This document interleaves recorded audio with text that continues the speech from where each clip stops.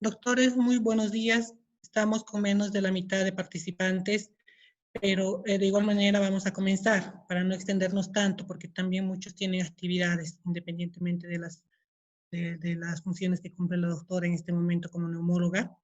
El resto también. Así que comenzamos. Doctora Narda, buenos días, dando continuidad al primer módulo con los temas restantes. Muy buenos días, doctora.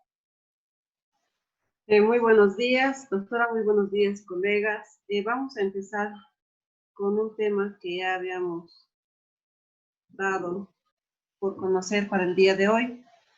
Habíamos indicado que generalmente pueden existir complicaciones secundarias a un resfrío común, ¿sí? Entre las principales indicábamos rinosinusitis, faringoamigdalitis, laringitis, bronquitis y también la neumonía.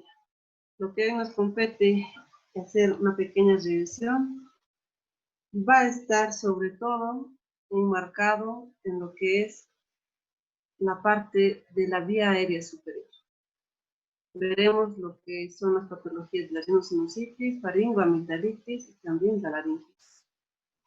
Entonces, cuando hablamos de rinosinusitis hay que tomar en cuenta un pequeño repaso anatómico de dónde se encuentran los senos paranasales. En la imagen podemos observar los senos frontales, los senos maxilares, la cavidad nasal, los cornetes, los senos etmoidales y el seno esfenoide. Estos son los senos paranasales que vamos a encontrar de forma general en las personas.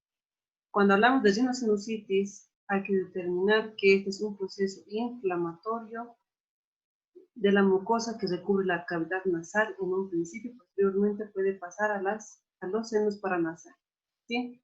En la imagen podemos ver lo que son la mucosa de los cornetes, normal, y en esta congestiva con un poco de secreción mucosa.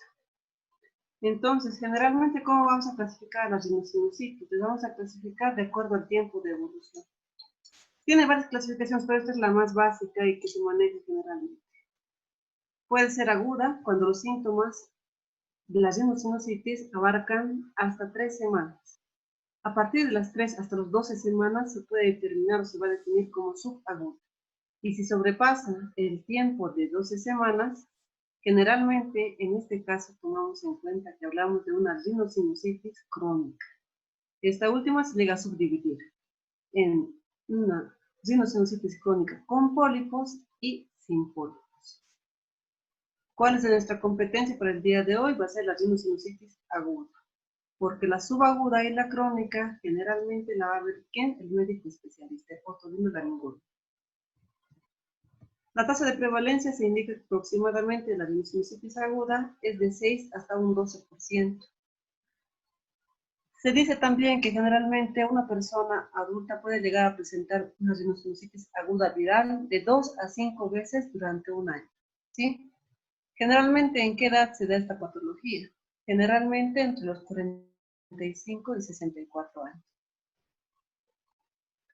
Cuando hablamos de etiología, hay que tomar en cuenta que vamos a dividir en dos grandes grupos. Una que es infecciosa y otra alérgica. La infecciosa, generalmente vamos a ver 3 tipos de patógenos. ¿Cuáles son? Las virales, bacterianas y las micóticas. Las micóticas tienen más subdivisiones en relación al tipo de germen identificado. Las alérgicas generalmente están dado por los linfocitos de predominio TH1 y TH2.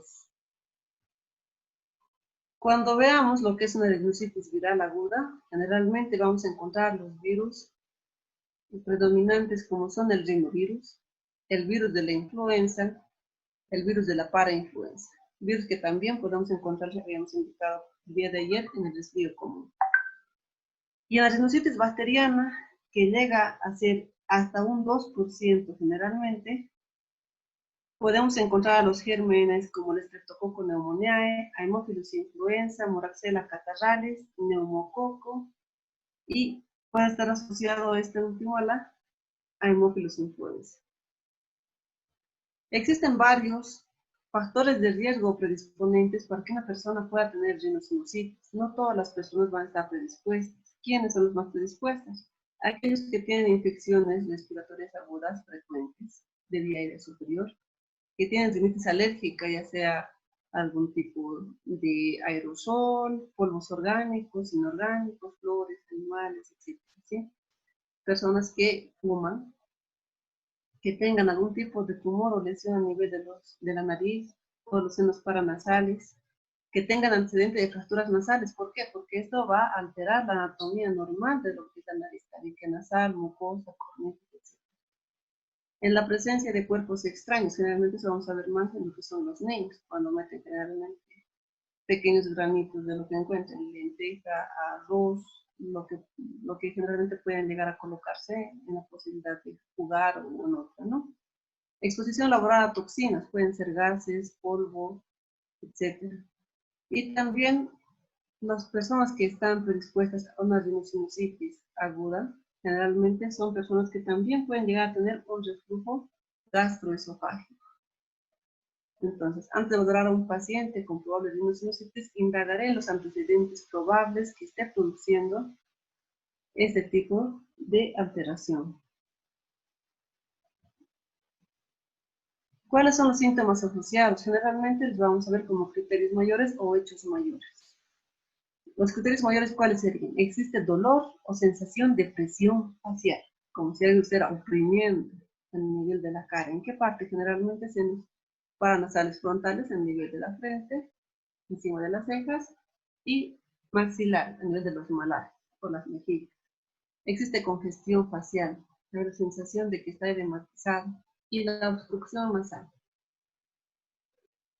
Otro criterio mayor generalmente lo vamos a tomar en cuenta la rinorrea. Esta puede ser en un principio tal vez transparente, posteriormente progresiva, puede llegar a ser purulenta. En un principio, generalmente lo que vemos es que la descarga es anterior. Y posteriormente, también puede llegar a presentarse el goteo postnasal o la descarga posterior de la secreción.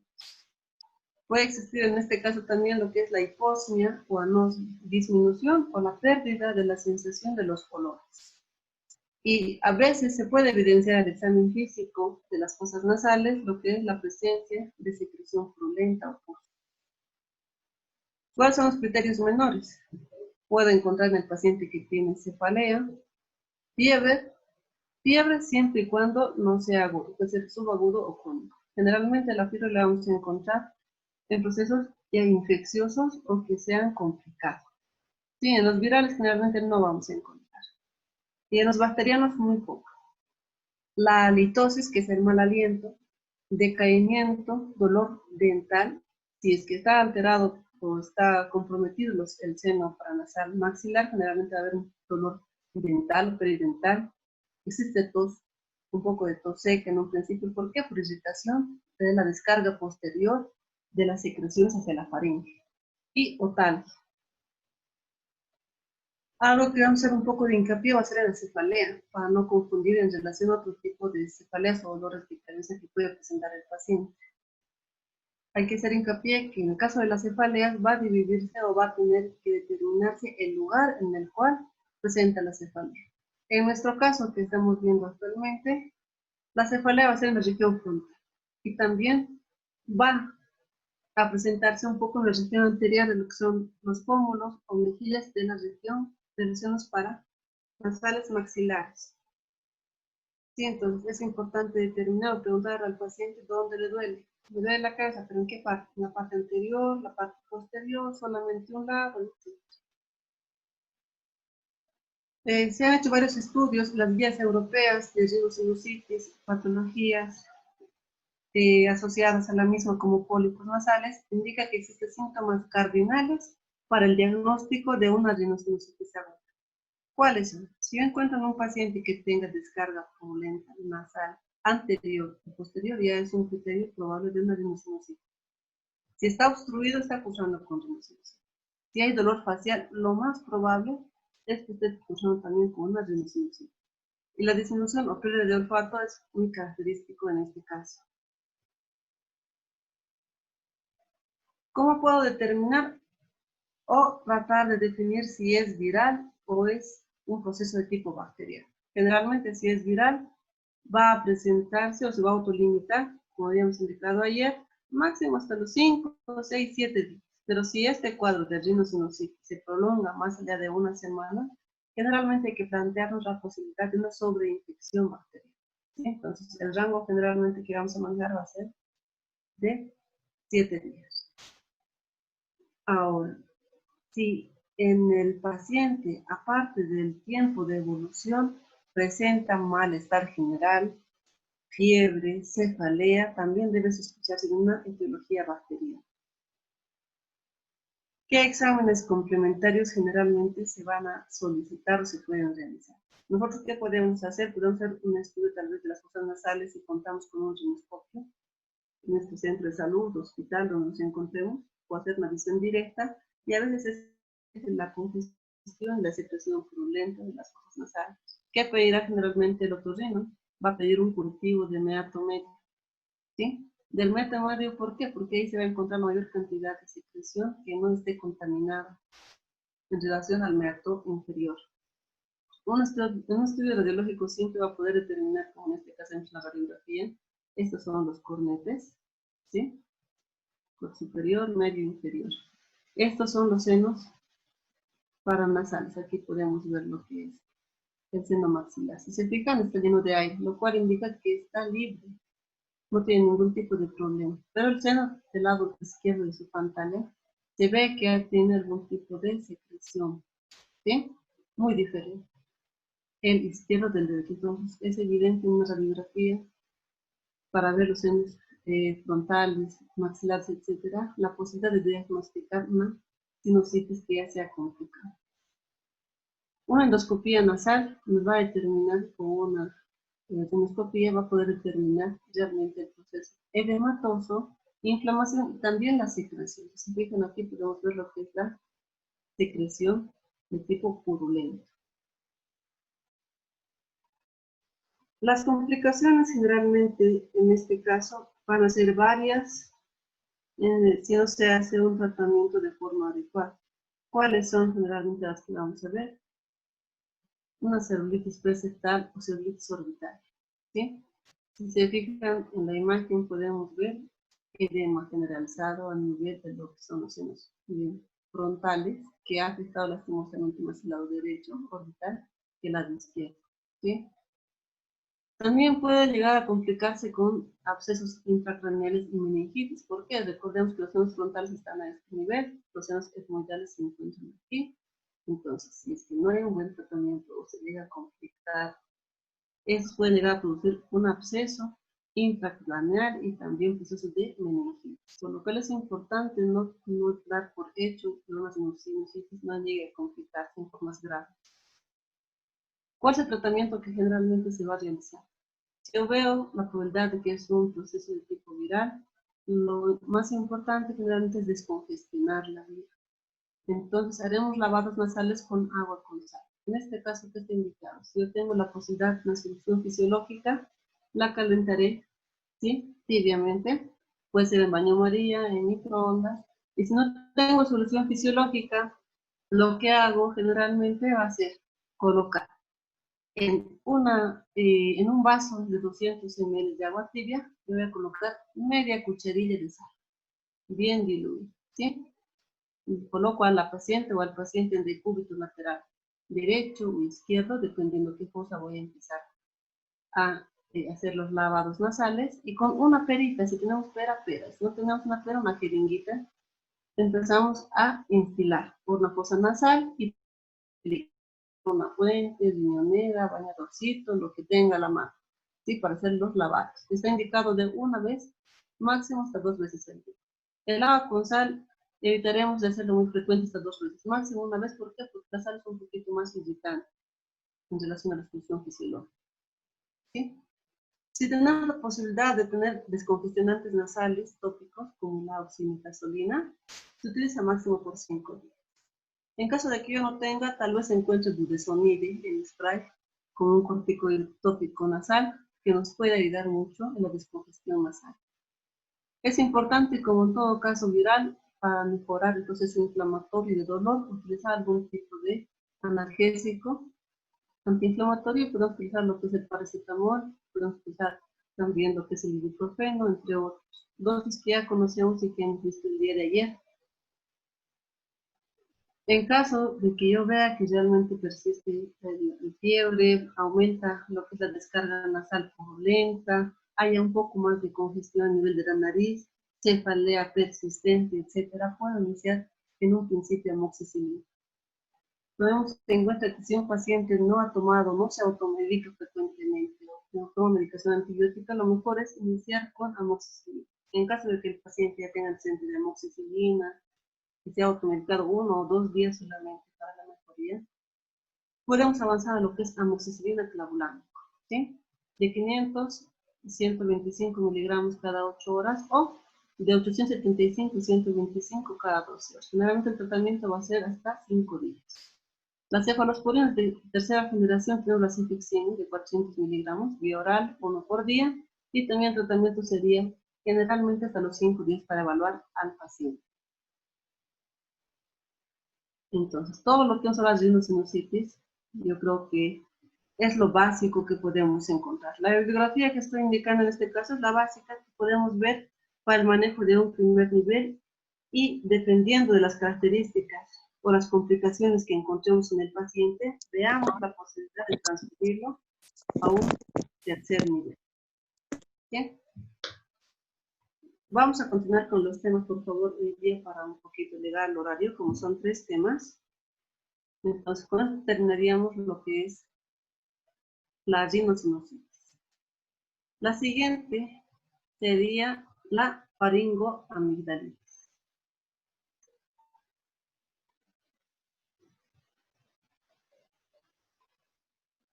Ya una vez iniciado con las explicaciones de la rinosinusitis, vamos a bajar un poco más lo que es la vía aérea superior, nos encontramos en la faringoamigdalitis.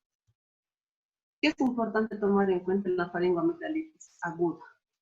Sabemos que es un proceso inflamatorio e infeccioso, generalmente de la orofaringe y las amígdalas palatinas. Vamos a hacer un pequeño repaso anatómico para determinar cuáles son las estructuras que tenemos que evaluar. En un principio, la región posterior de la orofaringe, ¿sí? Posteriormente, tenemos que determinar dónde está el pilar anterior, el pilar posterior, y entre estos dos pilares generalmente lo que vamos a encontrar son las amígdalas palatinas. Estas son las estructuras que tenemos que encontrar en la evaluación de un paciente.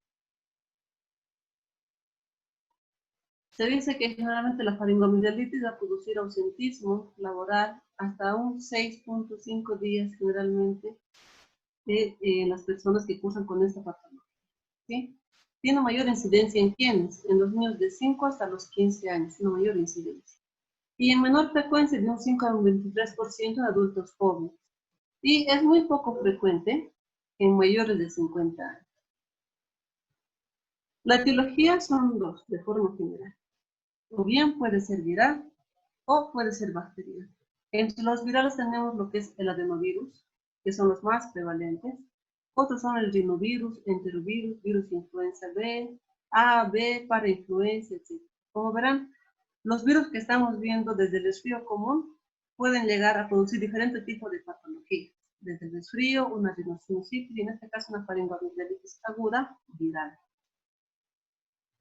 Cuando hablamos de las bacterias debemos tomar en cuenta que principalmente hasta más del 30% van a ser producidos por lo que son las llamadas Streptococcus beta hemolítico del grupo A. ¿Sí? En este caso, ¿a quién se afecta más? A los niños y menos frecuente a los adultos. Existen también otro tipo de bacterias, como cuáles, el Streptococcus hemolítico del grupo C y G, raramente con otro tipo de bacterias como el Fusobacterium, Microftorum, la Borrelia vicente. ¿Cómo los vamos a clasificar? Hay una clasificación que generalmente todos conocen y se indica que la faringoamigdalitis de origen viral se denomina roja y la bacteriana blanca. ¿Eso por qué? Lo vamos a ver un poquito con imágenes. La siguiente diapositiva. Pero se dice que no es específico. Si bien nos va a ayudar en un principio a determinar si puede ser viral o bacteriana, tiene ciertas características, como cuáles. En este caso podemos ver en la imagen, ¿sí?, la faringe eritematosa, congestiva, con ligeras lesiones rojizas, ¿no? Eritematosis. La viral indica que la edad generalmente que va a producirse este tipo de faringoamigdalitis va a ser entre los 4 y los 45 años. La etapa estacional del año o el cambio estacional no determinar la posibilidad de tener o no faringoamigdalitis. Puede ser en primavera, verano, otoño, invierno, cualquier estación del año. El inicio generalmente de las faringoamigdalitis virales es gradual, poco a poco, progresivo, lento. Los síntomas tienen una fiebre leve, una tal vez febrícula, odinofagia, pero es leve. Si tiene otros síntomas, generalmente tiene tos, un poco de tos seca por la irritación, por el edema. Conjuntivitis leve, rinitis, mialgia y ocasionalmente diarrea. La faringe que vamos a encontrar en un principio, principalmente eritematosa, rojiza. ¿Puede tener un exudado? Sí, un 65% se indica que sí, pero este es más de tipo mucosa, mucoblanquecina, no amarillenta verdosa. A la exploración a nivel cervical, pueden encontrarse adenopatías, sí, pero son pequeñas o a veces están ausentes, no son muy evidentes a la exploración física. Cuando yo veo que es una faringoamigdalitis bacteriana, ¿cuáles son las características principales? Generalmente se dan, habíamos indicado, en personas de 5 a 15 años. En este caso sí pueden aparecer en los cambios estacionales, como indicábamos, invierno, primavera. El inicio es brusco, rápidamente progresivo. Hoy me encuentro bien, en la mañana y en la tarde ya tengo una molestia, un dolor muy fuerte a nivel de la garganta, fiebre elevada, odinofagia importante, te dificulta tragar alimentos sólidos, semisólidos. ¿Sí? La cefalea, náuseas, vómitos. Existe una inflamación importante a nivel de la faringe, como podemos observar, y se evidencia en este caso lo que es el exudado. ¿Sí? Blanquecino, muco purulento, amarillo verdoso. Y al examen físico a nivel cervical podemos encontrar el aumento del tamaño de las cefalopatías y son dolorosas. En el momento de decir, por favor, trague un poco de saliva y le molesta, le duele. Entonces, probablemente estemos hablando de una faringoamigdalitis bacteriana. Han existido varios estudios en los cuales han tratado de determinar la posibilidad de que sea un proceso de tipo viral o bien bacteriano, causada por quién, el germen común que hemos indicado, el streptococo beta hemolítico del grupo A. Estos son los criterios de Centor que generalmente se manejan en todos los hospitales y más aún con los especialistas. Y es fácil. Indica que si un paciente tiene fiebre, pulsares de fiebre mayor a 38 grados centígrados, tendría un punto. Existe exudado o hipertrofia amigdalar, amigdalar muy marcada, otro punto. Si encuentro adenopatías laterocervicales dolorosas a la palpación cuando hago la exploración física, es un punto. Y aparte el paciente no presenta tos porque esta evolución es brusca, rápida, y hemos indicado también es otro. Entonces, de acuerdo a estos puntos, yo empezaré a sumar de 0, 1, 2, 3, 4. ¿Cuál es la probabilidad de infección en este caso? Si es ninguno, será 2.5%. 1, 10%. Daje de 2, 10 a 17%. Si es de 3, de 25 a 35%. Si es de 4, de 39 a 57%. ¿Qué exámenes en este caso le puedo pedir? Lo más importante sería pedirle un cultivo antibiograma de hisopado faríngeo. ¿Sí? Hacer un hisopado faríngeo para tomar la muestra de la secreción. Pero, ¿cuál es el problema en nuestro medio? Que tarda mucho en obtener el resultado. ¿Cuánto? Generalmente 48 a 72 horas para que tengamos un resultado de cultivo antibiograma. ¿Sí? En otros hospitales, lastimosamente no aquí, en otros países, se utiliza lo que es en atención primaria, lo que son las tiras reactivas, que se llaman Strep-A. Hago el hisopado, lo coloco a la tira reactiva y determina si existe o no la posibilidad de cursar con un estreptococo beta hemolítico del grupo A. ¿Qué explican las guías de práctica clínica? Los expertos indican que si el paciente tiene un puntaje de 0 o 1, no está indicado realizarle ningún tipo de examen o estudio de cultivo o determinación de germen. ¿Por qué? Porque va a ser en vano, probablemente no vamos a encontrar nada. Eso está en la literatura, ¿no? En medicina basada en la evidencia. Cuando hablamos de complicaciones, generalmente vamos a ver dos grupos de complicaciones. Las complicaciones no supurativas y las complicaciones supurativas. Cuando hablamos de las no supurativas, generalmente se son a largo plazo. Hablamos de la fiebre reumática aguda. ¿Quién no ha escuchado generalmente que las personas llegan a presentar ese tipo de patología secundaria a faringoamigdalitis mal curadas o que han pasado desapercibidas? ¿Sí? Principalmente van a producir una enfermedad cardíaca adquirida en los niños. Esto más en países en desarrollo, más aún en nuestro medio, que dejan pasar, no hacerse un tratamiento adecuado. Otra patología no supurativa es la glomerulonefritis postestreptocócica. Y esto ocurre hasta unos días o semanas posterior a haber cursado con la faringoamigdalitis. ¿Cuáles son las complicaciones supurativas? Generalmente el porcentaje de estas es bajo, pero son importantes. Puede ser de 1 a 2% de las bacterianas. Cuando el tratamiento no ha sido adecuado, tal vez el paciente no tenga un buen cumplimiento del mismo, no se ha pegado al tratamiento, o se ha sentido un poco mejor el primer, segundo día y luego lo ha dejado, puede llegar a complicarse. ¿Cuáles son las complicaciones principales que vamos a ver? Puede existir un flemón o absceso periamigdalino. ¿Sí? Estos son abscesos. Absceso retrofaríngeo en la parte posterior. Puede llegar a complicarse con una otitis media aguda, sinusitis, entre otros. ¿Cuáles son las que son las más complicadas? Se podría decir, no sé si es muy redundante en aquello. Cuando existe tromboflebitis de la vena yugular, el síndrome de Lemierre, que vamos a ver un poco más adelante, que ha pasado y hay casos que llegan así al hospital. Pueden llegar a tener hasta una fascitis necrotizante, algo que es lastimosamente un cuadro deplorable para ver, ¿sí? Y con un pronóstico malo, meningitis o abscesos metastásicos por diseminación hemática a nivel pulmonar, cardíaco, etc. ¿Cuál es el tratamiento que generalmente yo voy a indicar en un proceso de tipo viral, en una faringoamigdalitis aguda viral? Le voy a indicar un reposo durante el proceso febril. Evitemos de que el paciente esté caminando, haga su actividad normal. El reposo, como ya hemos indicado, es uno de los principales tratamientos que vamos a indicar al paciente.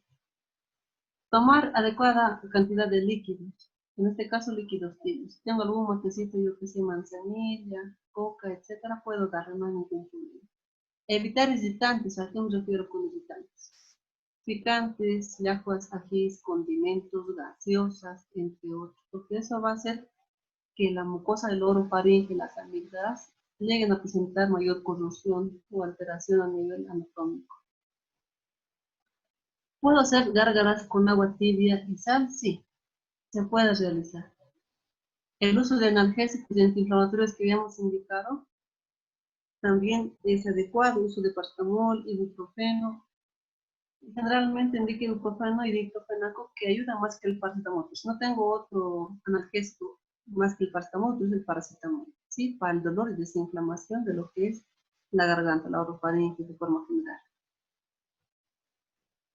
El tratamiento antibiótico debe tener varias funciones. Entre estas debe erradicar al germen, debe tratar de evitar el contagio. Se dice que si una persona toma el tratamiento antibiótico adecuado, generalmente puede negativizar su cultivo en las primeras 24 horas en un 97% de los casos, si es un antibiótico adecuado, ¿sí? De esta forma indicamos o prevenimos las complicaciones y mejoramos los síntomas del paciente de forma rápida. Para el manejo del tratamiento ya hemos indicado que es importante tomar en cuenta los criterios de Centur. Entonces, si yo tengo un puntaje indica de 0 a 1 criterio, no debo tratar con tratamiento antibiótico. ¿Sí? No antibiótico. Si tiene un puntaje de 2 en el paciente, Voy a ver la evolución del paciente. ¿Qué me dice? Es una situación indeterminada, stagnante. Entonces veré en el paciente si mejora o no mejora con las medidas que hemos indicado. Si es que no mejora y sube un puntaje probable de 3, determinaré la posibilidad del tratamiento antibiótico. ¿Qué antibióticos están generalmente recomendados en este caso? Veremos que en la primera elección tenemos la penicilina, la fenoximetilpenicilina, vía oral, de 1.2 millones de unidades, ¿sí? De 8 a 10 días indica, ¿no? Cada 12 horas. Si tengo, generalmente todos manejamos más lo que es la penicilina G, que es una evidencia clínica, de 1.2 millones intramuscular, una sola dosis. No tengo penicilina, amoxicilina, ¿sí? 500 miligramos, viral cada 12 por 8 días.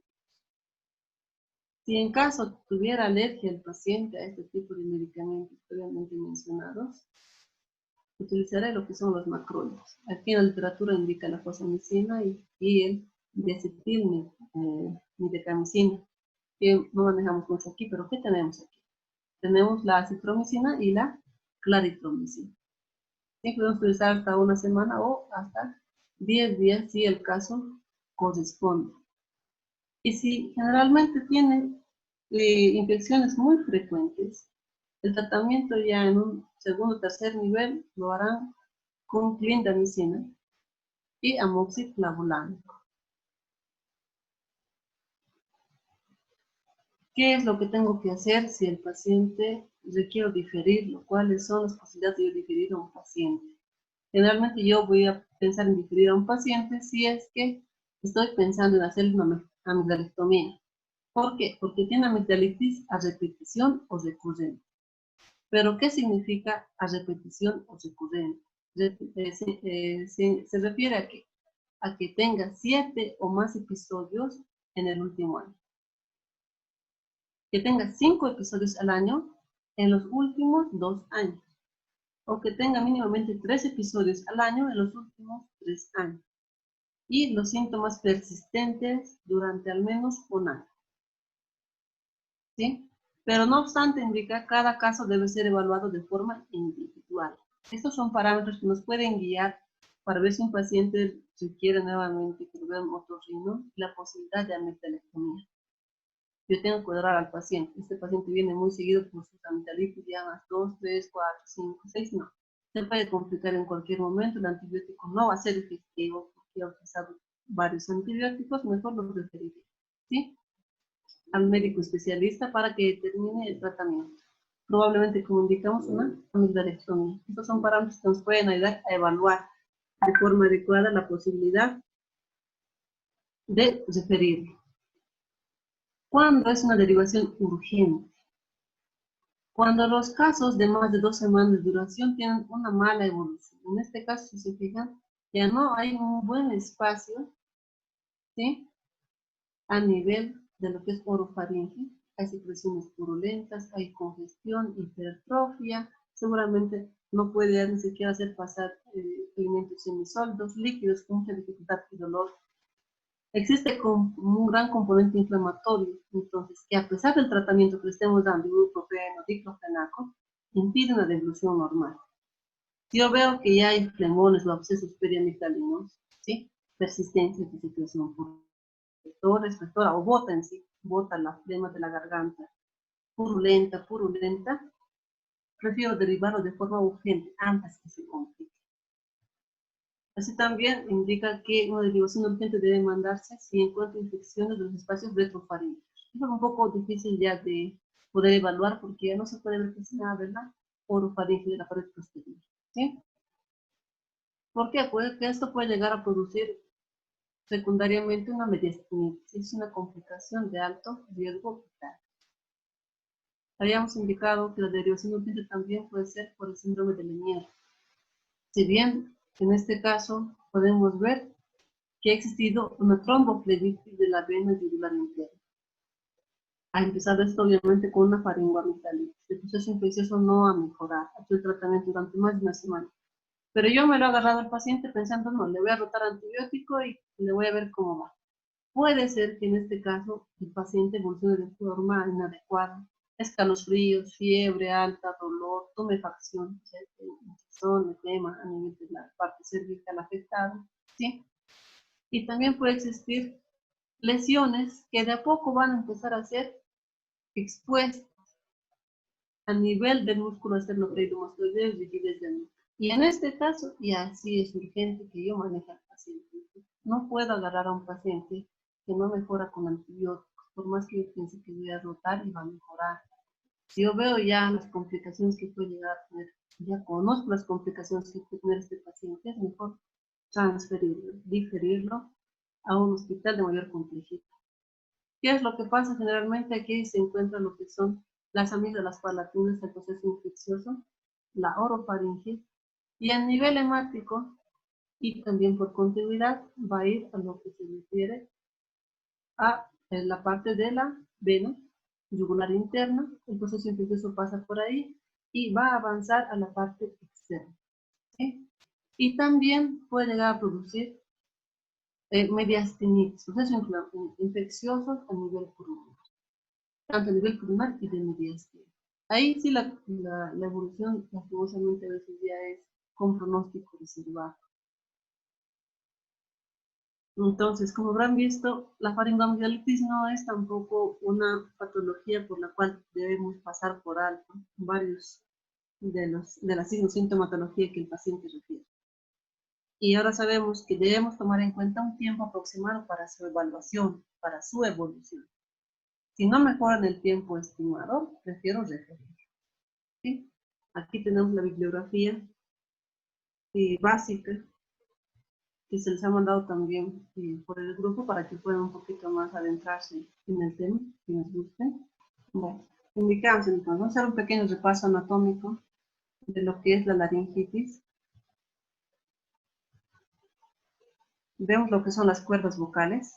En este caso vemos en la parte superior, en el cuadro superior, las cuerdas vocales normales. ¿Sí? Y en la parte inferior vemos la edematización de las cuerdas vocales.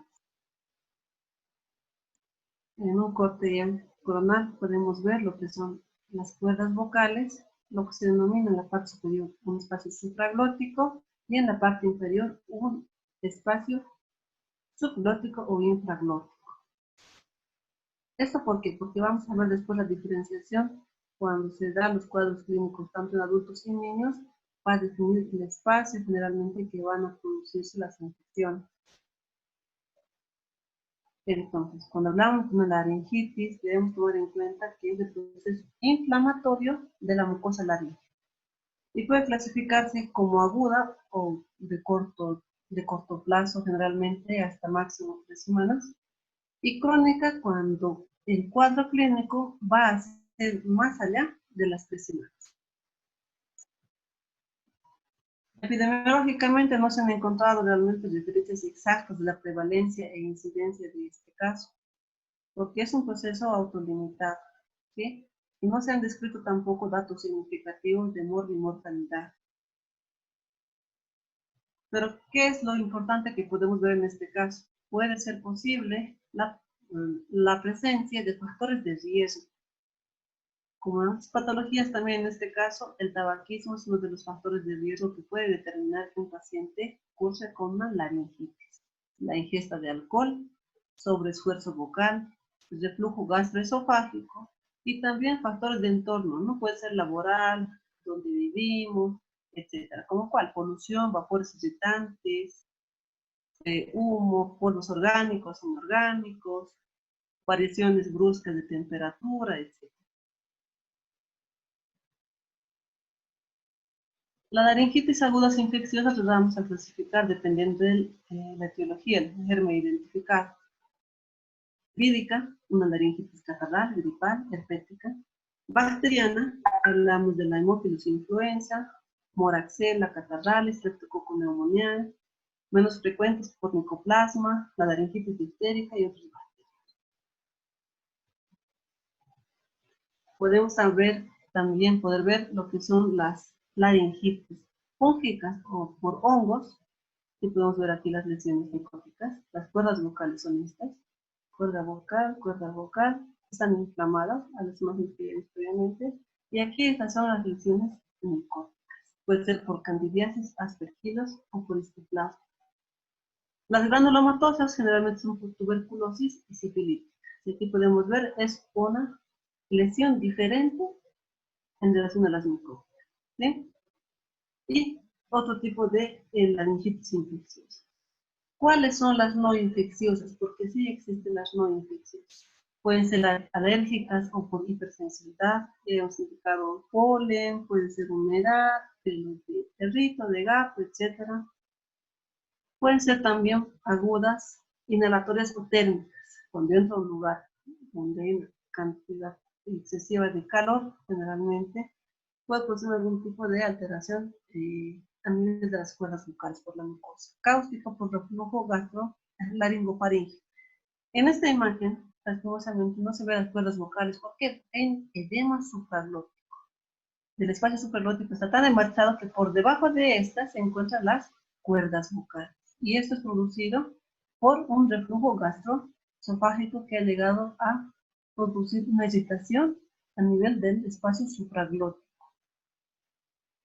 La laringitis por trauma o esfuerzo vocal, en este caso, esta es una lesión a nivel de las cuerdas vocales por esfuerzo vocal. Y también tenemos la laringitis autoinmune.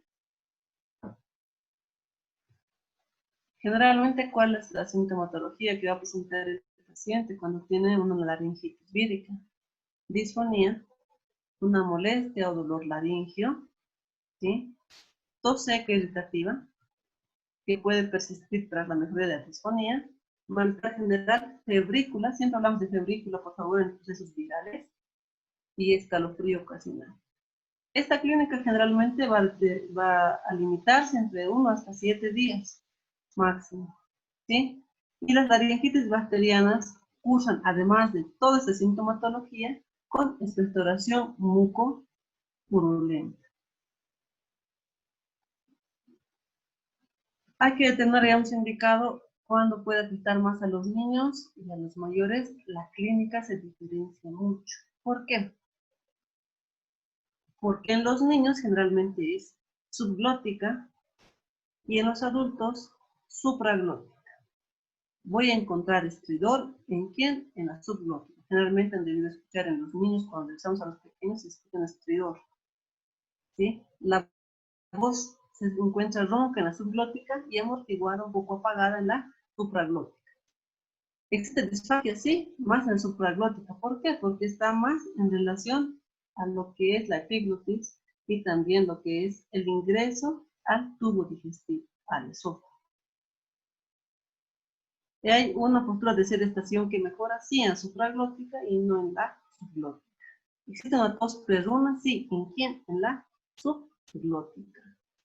Existe fiebre elevada principalmente en la supraglótica, más que en la subglótica. ¿Por qué en la supraglótica? Porque además puede complicarse con un proceso sobreagregado, porque está cerca de la entrada de la vía digestiva, ¿sí? Del esófago. Existen malestar generales, muy evidente en la supraglótica y es variable en la subglótica. Y la frecuencia de estos casos generalmente es mayor en los niños, es muy frecuente la subglótica, y la supraglótica que se encuentra en los adultos es muy rara. Entonces, cuando yo tenga estos síntomas, voy a determinar si tiene alguno de estos síntomas. Generalmente en los niños hemos indicado va a ser subglótica, y en los adultos la supraglótica. ¿Qué es lo más importante para determinar si existe alguna lesión a nivel de cuerdas vocales o en el espacio supraglótico o infraglótico? Una laringoscopia directa, si yo tengo la habilidad y el equipo de hacer una laringoscopia directa, la hago. Algo menos traumático es la fibrolaringoscopia, para ver lo que son las cuerdas vocales, el espacio supraglótico y también el espacio infraglótico. ¿Esto quién lo va a realizar? Principalmente el otorrinolaringólogo. Pero si yo tengo un poco de experiencia y manejo laringoscopio, que generalmente todos deberíamos tener en un centro de un primer nivel, porque es un aparato, por así decirlo, que nos va a ayudar tanto en determinar si existe una buena vía aérea y en la intubación de un paciente en caso grave. ¿Qué diagnósticos diferenciales debemos tomar en cuenta, principalmente lo que es la aspiración de un cuerpo extraño. ¿Sí? Un absceso retrofaringeo o perimaxilar que puede estar produciendo algún tipo de alteración de disfonía, etc. Que tenga algún tipo de angioedema o reacción alérgica. O a veces lo confundimos también, tanto por el estridor, etcétera, con algún tipo de ácido. También podemos determinar un diagnóstico diferencial por una traqueitis bacteriana. Un poco más allá de lo que es el espacio subglótico, empieza la tráquea. Entonces, puede que exista algún proceso de tipo infeccioso o alteración a nivel traqueal que esté recurriendo con algunos síntomas de una laringitis. ¿Cuáles son las complicaciones que generalmente vamos a tener en estos pacientes? Principalmente vamos a ver lo que son la obnubilación. El paciente puede tener algún tipo de alteración neurológica, no muy compleja. ¿Sí? Puede obedecer órdenes, pero a veces con un poco de lentitud. Existe agitación psicomotriz. Puede presentar cianosis, signos de mala perfusión tisular a nivel del dedo, la boca, etc. ¿Sí? Porque recordemos, si es que hay edema a nivel de cuerdas vocales, disminuye el espacio por el cual va a pasar el aire, ¿sí? De ingreso y de salida. Tienen posibilidad de toser o hablar. ¿Por qué? Porque dificulta, tienen sensación de falta de aire. Y puede encontrarse el uso de musculatura accesoria en este caso. Si encuentro estos datos en un paciente que viene por consulta externa, debo referirlo inmediatamente a un hospital de tercer nivel. ¿Quién va a poder determinar? El otorrinolaringólogo, mediante una laringoscopía o fibrolaringoscopía, la posibilidad de ver qué es lo que está pasando a nivel de laringe. ¿Cuál es el tratamiento que generalmente les voy a realizar con este tipo de pacientes? Si es viral el tratamiento, ya lo conocemos. Habíamos indicado analgésicos antiinflamatorios, ibuprofeno puede ser la opción más acertada en este caso. Abundante hidratación y reposo bucal. ¿Sí? Puede utilizar también la epinefrina o corticoides, pueden ser útiles, no en todos, porque determinaré si es un proceso de tipo infeccioso de los corticoides, probablemente lo que ustedes también puedan bajar un poco más las defensas. Si es que yo veo que no remite de forma adecuada, la temperatura no tiene una fiebre, solo está con febril, no hay presencia o la expectoración no es mucopurulenta, puedo dar tal vez corticoides, dexametasona, es lo que generalmente tenemos cortisona en nebulización una vez al día, ¿sí?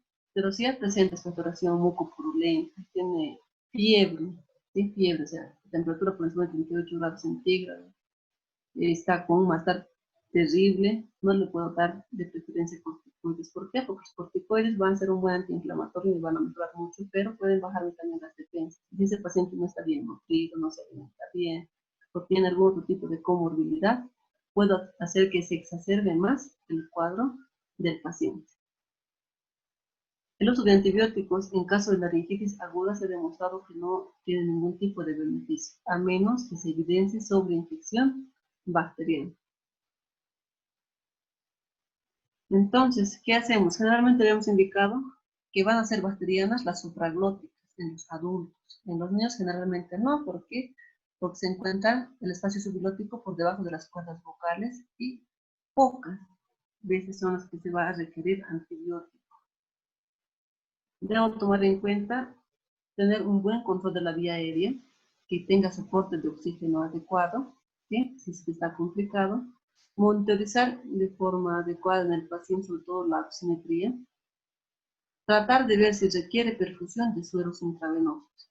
¿Eso para qué? Para añadirle lo que son antiinflamatorios, analgésicos o antibióticos, como cuáles, cefotaxima, ceftriaxona, etc.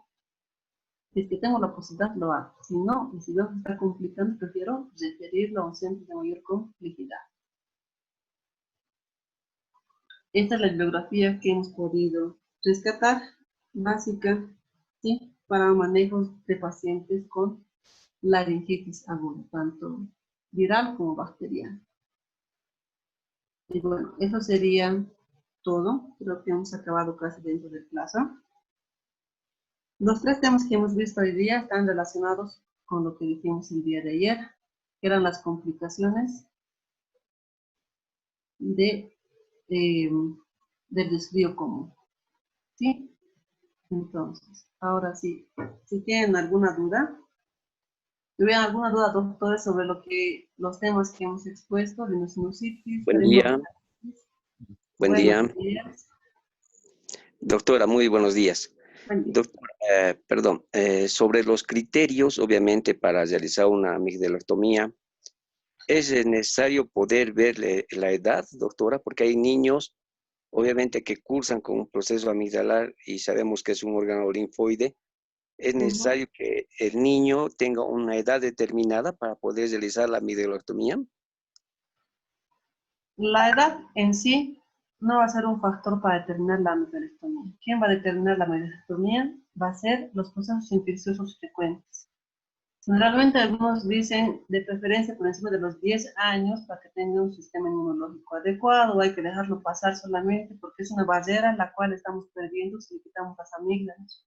Pero tomemos en cuenta que si ese proceso infeccioso es frecuente o recurrente, puede llegar a tener mayores complicaciones que después van a ser difíciles de poder controlar o se pueden llegar a complicar. Entonces no va a depender mucho de la edad, ¿sí? Va a depender más de los procesos infecciosos que presente durante el año. Indicábamos 7 en los últimos 2 años, 5 en los últimos 2, 3 en los últimos 3 años, ¿sí? ¿Por qué? Porque las complicaciones pueden ser peores. Si yo trato al niño con un tratamiento antibiótico en un principio y otra vez vuelve, le doy el tratamiento antibiótico, en algún momento va a ser resistente. Si le cambio antibiótico, nuevamente ya le hago resistente al tratamiento antibiótico, solo para faringoamigdalitis. En el caso de que en la adultez el paciente tenga un proceso infeccioso de cualquier tipo, urinario, gastrointestinal, respiratorio, ya he perdido un antibiótico. ¿Sí?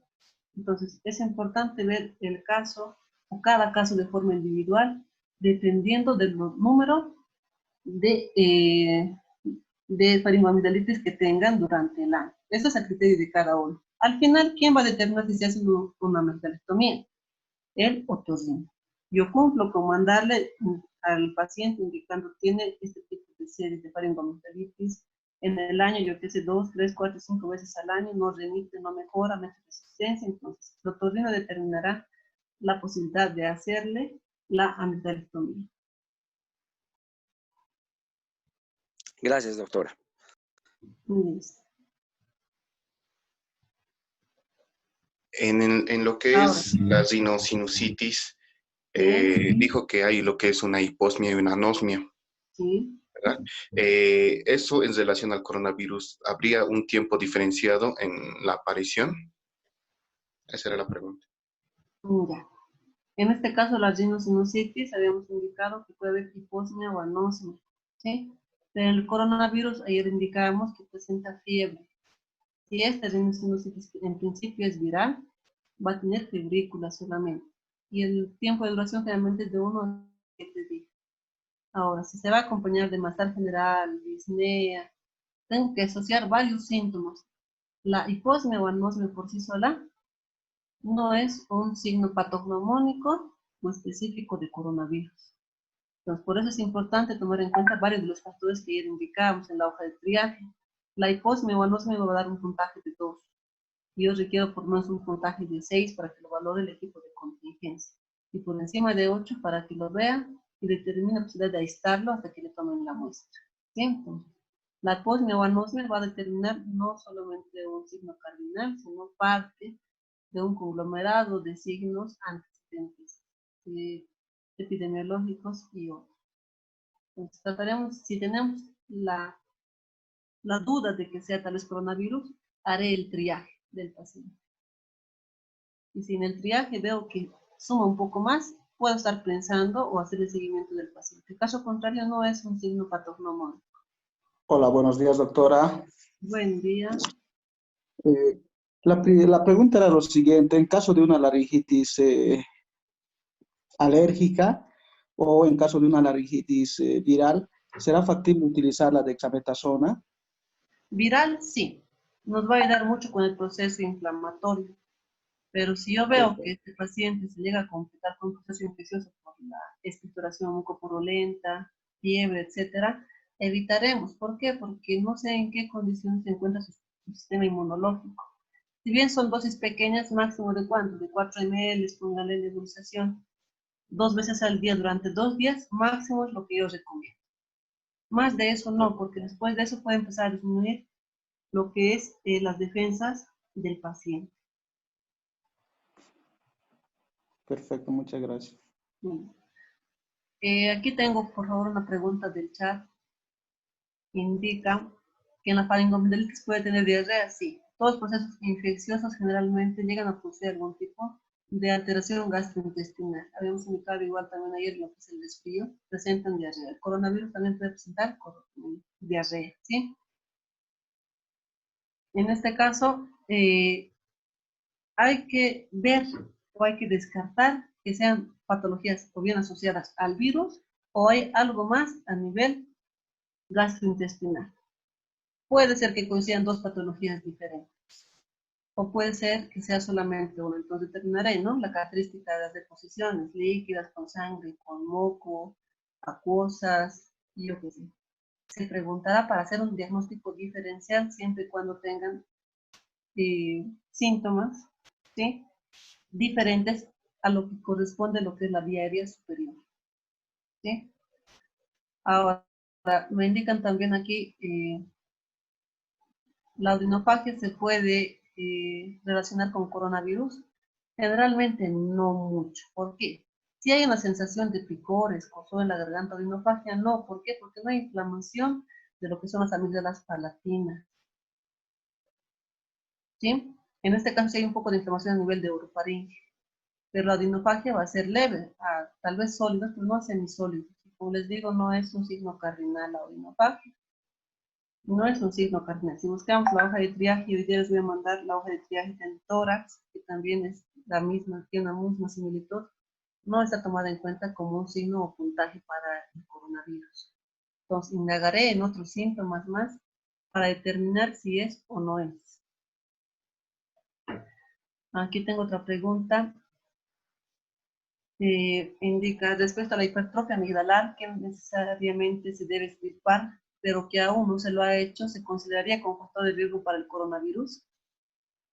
En realidad, no. Si el paciente en el momento no se encuentra con un proceso infeccioso faringoamigdalar activo, probablemente no es necesario extirpar y no es riesgoso para el coronavirus. Ahora, si está cursando con un proceso infeccioso faringoamigdalar, ¿sí? Y ya es recurrente, es sí susceptible a enfermar con mayor facilidad lo que es el coronavirus. ¿Por qué? Porque primero las defensas están bajas, ya tiene una infección a nivel de las amígdalas palatinas de la faringe. Entonces, hay ya tiene un factor de riesgo asociado que puede ayudar. Hola, ¿cómo está? Buenos días. Buen día. Quería hacer una pregunta. ¿Cómo son las características de una odinofagia en el coronavirus exactamente?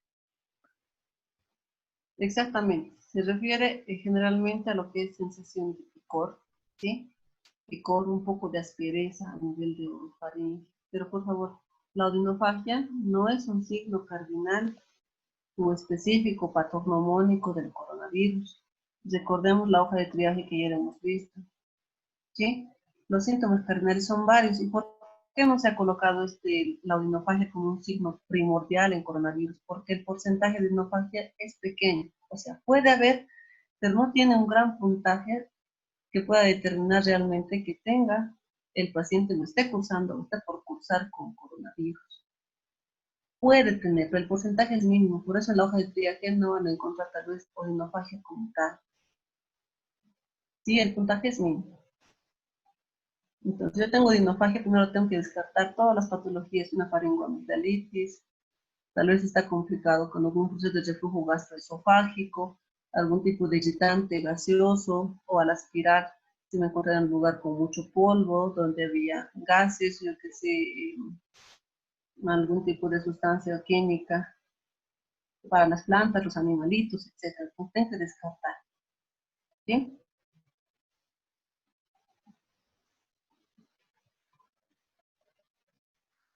Aquí hay una pregunta en el chat. indica cuándo se usan los corticoides en el tratamiento, cómo se va disminuyendo la dosis. Para lo que es laringitis, los corticoides solo deben utilizarse máximo 2 días, yo recomiendo, en un primer nivel antes que lo vea el otorrino. Si después de 2 días de haberle hecho las inhalaciones, las vaporizaciones, nebulizaciones con dexametasona, generalmente lo que tenemos a la mano, si no remite en esos 2 días, tengo que mandarlo. No me voy a arriesgar a seguir manejando corticoides, ¿sí? Si no remite, prefiero remitirlo al médico especialista. Aquí hay otra pregunta. Respecto a la rhinosinusitis, ¿qué pasa si una persona estaba con un tratamiento específico, pero le quedan secuelas de dolor de cabeza y se tapa un oído, como se puede producir en este caso? Bien. Esa ya es una complicación, lastimosamente ya tiene una complicación de tipo crónico, afectado probablemente lo que es parte del oído interno, ¿sí? Tenemos en cuenta que generalmente los senos maxilares, paranasales, etcétera, están en contacto con varios de los órganos que presentamos a nivel de oído y también encefálico. ¿Qué requiere? Que requiere que lo vea primero un otorrinolaringólogo para determinar si existe algún tipo de alteración a nivel de oído, ¿sí? Y tal vez, o muy probablemente, el neurólogo. ¿Por qué? Porque habíamos indicado una complicación que tiene la rinosinusitis. Puede ser también los abscesos a nivel de meninges, una meningitis. Los senos etmoidales que veíamos en un principio están, vamos a ver aquí, los senos etmoidales están muy cerca de lo que es el cerebro, ¿sí? Los esfenoidales también. Entonces, si tiene algún problema en este momento, si puede dolor de cabeza, etcétera, requiero ya nomás que lo vea un especialista para determinar si ha visto compromiso a nivel nervioso, neurológico o a nivel del oído. No podemos hacer nada más nosotros en un primer nivel. Darle tratamiento, ver si tiene algo. Es mejor mandarlo antes que eso se vuelva crónico. Porque una vez que se vuelva crónico, las lesiones son cicatrizales. Las lesiones cicatrizales, por lo general, no tienen un tratamiento agudo, reciente, va a depender de qué está lesionado. Y aquí tengo otra pregunta, dice, en cuanto al coronavirus, ¿es recomendable realizar vaporizaciones o nebulizaciones? ¿O ya se encuentra contraindicado por la posible diseminación del virus a las vías respiratorias? Vaporización, nebulización, ¿se puede realizar? Sí, eso con la finalidad de ¿qué? De poder humidificar. Tenemos en cuenta, dependiendo del lugar donde nos encontremos, ¿no? Nos encontramos en un lugar seco, Oruro, La Paz y Potosí generalmente, es adecuado poder humidificar lo que es la mucosa, porque habíamos indicado que cuando hay frío, generalmente hay una vasoconstricción a nivel de las mucosas, hace que exista menos moco a nivel de las fosas nasales, orofaringe, y eso ayuda a permitir que cualquier tipo de virus o bacteria ingrese con mayor facilidad. Le quitamos, generalmente le quita el clima, la sequedad, le quita parte de las barreras de defensa. Cuando tenemos un ambiente humidificado, generalmente la mucosa puede llegar a atrapar más del 70% de los virus y bacterias que lleguen a la vía respiratoria, primero superior obviamente, y después tal vez se ingresa a la parte inferior. Entonces, ¿se puede realizar? Sí, de preferencia sí. Si estamos en un lugar frío, se puede. 1 a 2 veces máximo, sí, pero hay que evitar que después de hacer la vaporización o nebulización vayan al ambiente frío nuevamente para evitar el cambio de temperatura brusco. Entonces, lo haré y estaré con una charinita, un barbijo o algo para evitar inhalar aire frío nuevamente y haya un problema o cambio de temperatura brusco a nivel de la faringe. Aquí hay otra pregunta. Hay pacientes que van a fascia y hacen tratamiento con penicilina y dexametasona inyectable por 3 días. ¿Qué opinión tienen sobre el tratamiento en la faringoamigdalitis? ¿Cuál es el problema que tenemos? Generalmente, cuando tenemos faringoamigdalitis, no determinamos en un principio si es viral o bacteriano. El paciente generalmente viene en un estado general, con un poco de disfagia y quiere un tratamiento que le ayude, pero rápidamente. Y todos que buscan, generalmente un inyectable, ya sea en el centro de salud, hospital, en cualquier lugar, no van a acudir principalmente ahí. ¿Dónde van? A las farmacias. Y generalmente se automedica. Si es viral, probablemente la evolución va a ser favorable. Y si era bacteriana y era estreptococo metamolítico, va a ser favorable. Pero ¿cuál es el problema que yo tengo? Si era viral y le he dado antibiótico y una siguiente es bacteriana, tal vez hay posibilidad de que tenga algún tipo de resistencia al tratamiento antibiótico. Tendré que usar otro tipo de medicamento. Entonces me quita la posibilidad de tener medicamentos de primera línea en el uso del paciente. Entonces, bueno, valorar al paciente previamente, hacer el seguimiento del paciente para ver que evolucione de forma adecuada. No estoy muy de acuerdo que en una faringoamigdalitis viral le demos antibiótico, porque aparte, si yo le doy antibiótico al paciente, evito de que el cuerpo del paciente cree defensas contra el Streptococcus metamolítico.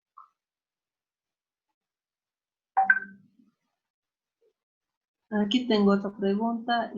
¿Nos recomienda el tratamiento con antileucotrienos en una sinusitis crónica? ¿O empezamos cuando el paciente está con la patología de sinusitis crónica? Bien. Los antileucotrienos se pueden llegar a utilizar, sí, pero evitaremos utilizarlos, doctores. ¿Sí? ¿Quién tendría que solicitar o indicar la utilización de antileucotrienos? El otorrino. ¿Por qué? Primero, es un medicamento no muy económico. Si es que hay la posibilidad de preguntar, no es muy económico. No se encuentra en el vademecum de lo que es un primer nivel, ¿sí? Ni un segundo nivel. A veces lo tenemos en un tercer nivel. Entonces yo veré primero la sintomatología, el tratamiento. Si se puede antihistamínico, ¿sí? Antiinflamatorio, analgésico antiinflamatorio, algún tipo de descongestionante nasal que yo pueda tener. Antileucotrieno sí se podría, si lo tengo, lo puedo utilizar, pero con precaución. ¿Durante cuánto tiempo? Eso va a depender de la evolución del paciente. No puedo tampoco darle durante mucho tiempo al paciente, ¿sí? 5, 6, 7 días máximo, pero trataremos de que esta medicación la dé de preferencia al otorrino. Sí, porque si no hay una evolución favorable, ¿qué dice el paciente? Doctor, doctorita, usted me ha dado este medicamento, he comprado, era caro y no sigo igual. Entonces, ¿qué prefiero hacer yo? Si tengo la posibilidad de salir, trato de darle la referencia para que lo vea un médico especialista. Determina realmente si hay un proceso inflamatorio, infeccioso sobreagregado y si la medicación va a ser adecuada o no. Tengo otra pregunta. ¿Es recomendable hacer vapores en ambiente caluroso?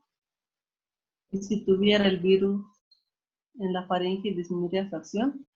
No, en realidad se puede realizar, sí se puede realizar, no hay ningún problema. Pero esto no va a hacer de que disminuya de que la gente patógeno muera o se vuelva más débil.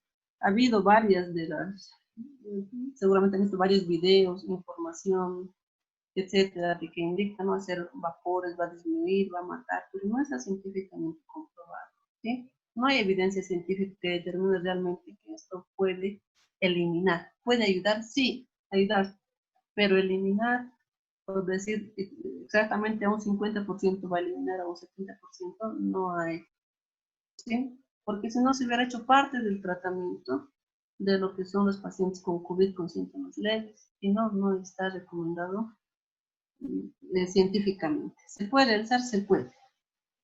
Sí, pero no se puede garantizar a una paciente que va a hacer vapores y te vas a sanar o no vas a enfermar. No se puede garantizar. ¿Puede ayudar en algo? Sí, con un proceso inflamatorio, tener la mucosa un poquito más hidratada, vasodilatada, etcétera. Bueno, creo que esas son todas las preguntas del chat. Si alguien más tuviera alguna pregunta. Doctora, disculpe, respecto al uso del dióxido de cloro, tal vez me podría aclarar un poco sobre la dosis, la vía y el tiempo de uso. El dióxido de cloro, la Sociedad Boliviana de Neumología, el INER, que es el Instituto Nacional de Enfermedades Respiratorias de México, la ALAS, la Asociación Latinoamericana de Tórax, ¿sí? La CEPAR, la Sociedad Española de Patologías de Enfermedades Respiratorias, no están indicando el uso de dióxido de cloro. ¿Sí? En los protocolos de todas estas sociedades que estoy indicando, empezando por la boliviana, terminando con la parte ya latinoamericana, extranjera y guías europeas, todavía no se ha colocado en uso el uso de dióxido de cloro. ¿Sí? Entonces, evitaremos. Ciertamente hay información de algunos médicos, he escuchado creo de una doctora, Karen Spence, creo, que es médico traumatóloga, que ha visto la posibilidad de usar dióxido de cloro. Entonces, evitaremos tal vez tener las opiniones. Yo puedo tener una opinión muy diferente. Puedo decir, yo hago gárgaras de sal con agua con sal y no me enfermo.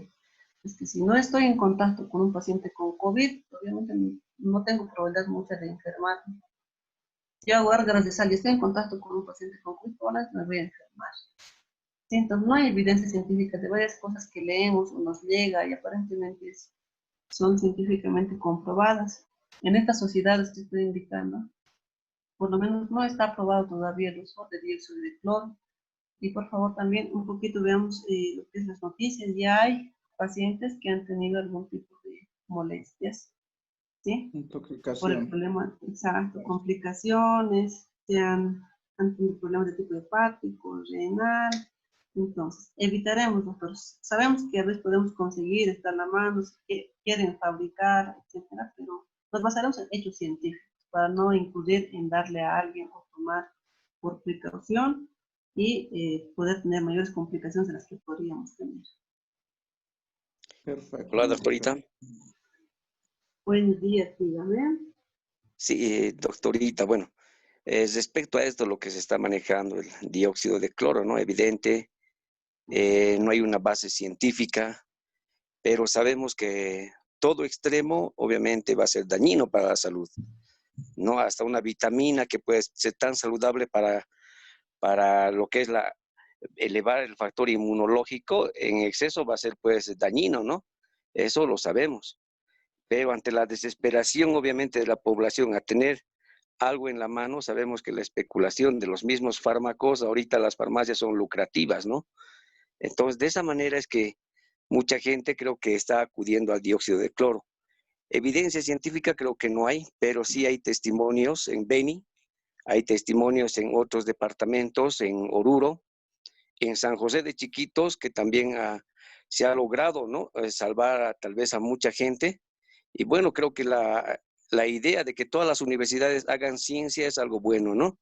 Habría que investigar un poco más antes de dar algo que si es o no es favorable, en vista de que no hay ahorita, estamos esperando una vacuna, estamos esperando algunos medicamentos, creo que habría que esperar alguna cosa que salga para poder también nosotros respaldar y no directamente decir que no está o sí está, ¿no? Al menos solamente es una sugerencia, doctorita. Gracias. Sí, claro, sería muy importante, ¿no? ¿Por qué? Porque nosotros estamos haciendo, recién se está incluyendo, han debido ver, la progresión de los medicamentos que se han incluido al tratamiento han sido varios, ¿sí? En un principio hablaban de la hidroxicloroquina, que se está manejando, de la ivermectina, que no está manejando y se está manejando ahora, ¿sí? Con mucho cuidado, obviamente, ya nos indicaron el día de ayer. Luego se habló también de las gárgaras con sal, que ha habido también un montón de opiniones sobre aquello. También se habló de lo que es ahora el dióxido de cloro. Han salido algunos artículos de lo que son los antidiabéticos orales, la metformina. Entonces, hay mucha información realmente que llega y a veces nos llega a confundir, a alegrar por momentos, pero a veces nos confunde, ¿sí? Entonces, es ideal obviamente hacer un estudio que esté conformado por las sociedades científicas, como indicaba, para poder determinar realmente si es o no es factible su uso. ¿Por qué? Porque esta patología no solamente es en Bolivia, ¿sí? Tomemos en cuenta que las guías de manejo que se están tomando ahora son a nivel mundial, es decir, con expertos que ya han estado utilizando este tipo de medicamentos desde lo que es el brote en Wuhan, ¿sí? En China, posteriormente en la parte de Europa. Imagínense si en caso de que el dióxido de cloro hubiera sido una posibilidad rápida al alcance de fabricación en el momento, a nivel mundial, antes de que llegue aquí a Bolivia, en marzo, que es el primer caso notificado, desde noviembre, diciembre, enero, febrero, marzo, 5 meses, ya hubiera llegado probablemente aquí la información. Obviamente hay gente que dice, sí, esto puede ayudarnos, tiene la predisposición, tiene algunos criterios relacionados a la química, a la fisiopatología, pero no hay estudios que determinen aquello. Todo lo que tenemos hasta el momento está basado con la experiencia de otros pacientes, de otros países, porque la experiencia es poca. Relacionaremos números solamente, ¿sí? No estamos ni siquiera nosotros como Bolivia en el número 10, en el número 20 a nivel mundial, como caso o número de porcentaje de casos en coronavirus. Entonces, ¿quiénes son los más expertos que nosotros? Personas del exterior, que tienen mayor número de casos y ellos están buscando, obviamente, tener mayor evidencia científica. De todas formas, esperemos tengamos, obviamente, mayor experiencia científica, datos realmente de fármacos que nos pueden ayudar lo antes posible. De todas formas, cualquier colaboración o apoyo es bienvenido para poder seguir buscando y refundar o tratar de establecer un tratamiento rápido y que nos ayude a pasar este tipo de pandemia, ¿no?, que estamos pasando actualmente. ¿Alguna duda más que tuvieran, colegas? Doctora, algo más, también recordar que somos médicos y que no podemos basarnos en testimonios, en lo que diga la gente, ¿no? Siendo médicos también nosotros nos tenemos que basar en un metaanálisis y no es ético médico que recomendemos estos medicamentos basándonos en testimonios o lo que nos diga la gente. Además, recordar que el dióxido de cloro desde los años 90 nos quieren, bueno, ha habido estudios de que primero han dicho que era para curar el cáncer, luego también ha sido como un tratamiento para los niños con autismo, que colocaban enemas a estos niños con autismo, ya terminó siendo un tratamiento ridículo, por lo cual no nos dejemos llevar, también veamos los antecedentes que ha tenido este medicamento y que nos quieren convencer desde los años 90, ¿no? Y todavía no existen estudios de metaanálisis con este medicamento. Muchas gracias. Sí, justamente. Veamos eso, doctores. Sabemos que estamos en un momento crítico, buscamos tal vez soluciones que nos pueden ayudar a nosotros, a nuestra familia, que estamos más expuestos como la parte de salud. Sí, pero tratemos de un poquito fundamentar un poco más lo que tengamos a la mano. Si bien tal vez podría ser una solución, veamos también qué contraindicaciones puede tener, qué cosas nos puede tal vez empeorar, y si realmente tiene algún tipo de base médica, etcétera. Estamos lastimosamente en este momento presurosos de encontrar algún tipo de medicamento. Realmente es terrible ver a los pacientes, ya que no son personas actualmente desconocidas, son familiares, amigos, colegas, ya estamos viendo. Entonces, hay siempre esa predisposición de encontrar algún tipo de solución.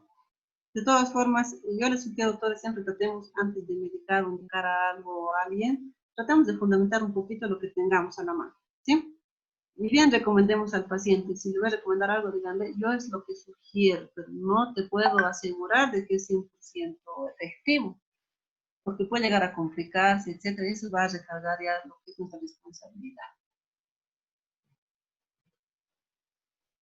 Doctora, yo creo que terminamos. Le agradezco mucho, doctora Narda. Excelente la presentación. Todo ha sido muy claro, entendible. Y bueno, a los colegas participantes, pedirles por favor un poquito de paciencia. Ya se ha enviado la mayoría los videos. Gracias a todos por su participación. Doctorita, muy amable, gracias por todo. Igualmente, pues, se cuidan, por favor, todos los que estamos en área de salud, hay que cuidarse con responsabilidad. Estamos abiertos para cualquier consulta, doctora, ¿sí? Entonces, hasta otra oportunidad, muchas gracias por su atención. Espero haya sido beneficioso para todos. Claro que sí. Hasta luego, compañeros. Hasta luego, muchísimas gracias, doctora. Hasta luego.